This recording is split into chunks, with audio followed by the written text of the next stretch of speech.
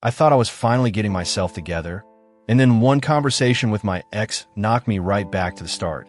It still blows my mind how someone you once loved can turn into a complete stranger overnight. We dated for over a year. I trusted him more than anyone. So when he cheated, I tried to believe his excuses. He swore it was some random girl, a drunken mistake, something he felt guilty about. I didn't forgive him, but I tried to make sense of it. I wanted closure, something to help me breathe again. But then my phone started lighting up with messages from anonymous accounts, telling me he wasn't just hooking up with her. They were together. And the part that made my stomach drop? They said she was pregnant. After 1 month. 1 month of knowing each other. I remember sitting there, reading those messages, thinking someone had to be messing with me. But no, it was all real. He got with the girl he cheated on me with. 22, already a mom of 2, and now apparently pregnant with a child. I kept telling myself I was done with him, that I didn't care. But we still had each other's stuff, so I had to call him. And God, I wish I never did. The second he opened his mouth, it was like he became a different person. Cold, cruel, almost proud of hurting me. He told me, without hesitating, that he wished he had cheated earlier because he's 10 times happier now. Hearing that felt like someone grabbed my heart and twisted it. I know I dodged a bullet, but it still feels like that bullet ripped straight through me first. And just when I thought it couldn't get more ridiculous, she starts messaging me too, saying how happy they are together, how he's going to be such a great dad. I actually laughed for a second because, be for real, he cheated twice, couldn't even take care of himself, and somehow he's magically father of the year now? I kept trying to shake it off, trying to heal, try to rebuild the pieces of myself he messed up, but after running into that wall of arrogance and delusion from both of them, I felt myself slipping right back into old pain. And part of me can't help wondering, was I just too blind to see the truth from the start? But that wasn't even the worst part, because just when I thought I'd heard everything, something else happened that I never saw coming. A couple days after that awful conversation, I tried to distract myself. I cleaned my room, put my phone on silent, tried to convince myself I was done thinking about him. But healing isn't a straight line, and for some reason, he kept showing up in the back of my mind like a shadow I couldn't shake. Later that night, I noticed I had a missed call from a number I didn't recognize. Then a voicemail. I almost deleted it until I heard his voice.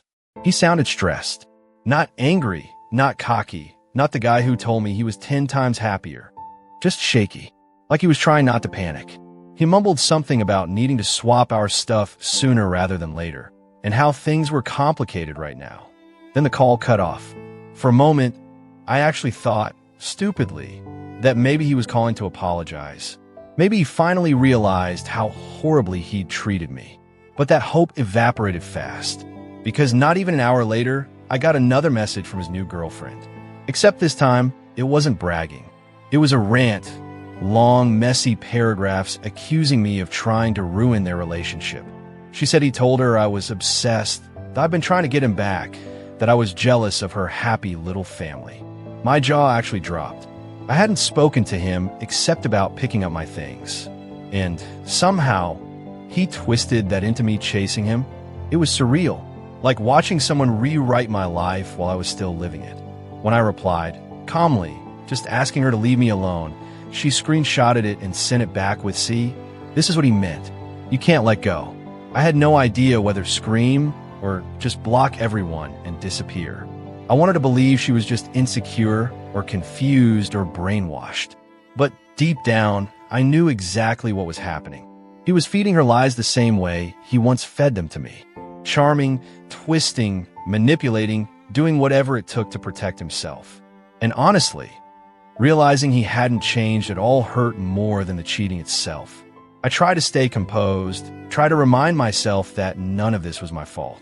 But right when I thought I was done dealing with him, something showed up on my doorstep the next morning that made my stomach sink all over again. I opened the door, and there was my bag tossed carelessly on the porch like it was garbage. His note was taped on top, messy handwriting, almost like he was in a rush. I picked it up, and my chest tightened the second I read it. He didn't apologize, not even a hint. Instead, it was full of passive-aggressive good luck moving on lines. And then the kicker, I hope you find someone who actually makes you happy like I did. I froze. I couldn't believe it. After everything, he could still say something like that with zero shame. And worse, I realized he wanted me to feel small, to feel hurt. Mission accomplished, apparently. I dropped the bag inside, slammed the door, and just sat on the floor. My mind was spinning. A year-long relationship, all the memories, all the trust, thrown away like it meant nothing. And now he's living his happily ever after with the girl he cheated on me with after just a month, planning a life with her, acting like I was the problem. Part of me wanted to scream at him, tell him exactly what a terrible person he was, and make him feel even a fraction of the pain he caused me.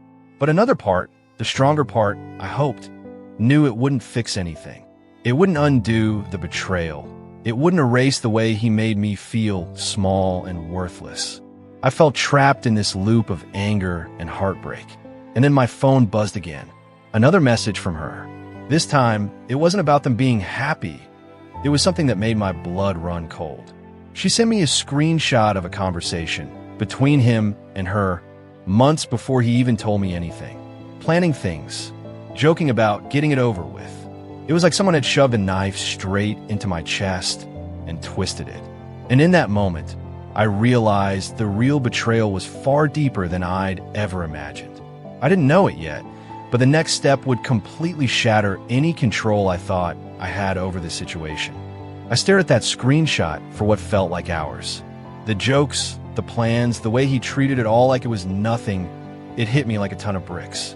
I had been blindsided, lied to, and manipulated for months. And while he was building his happy little life, I was left picking up the pieces of someone else's mess. I thought about confronting him again. I thought about calling her, yelling, demanding answers, but I knew it wouldn't change a thing. Nothing could. He had already shown who he truly was. The part that hurt the most wasn't just the cheating. It was the ease with which he moved on, the way he acted like he hadn't destroyed anything at all. So I did the only thing that made sense.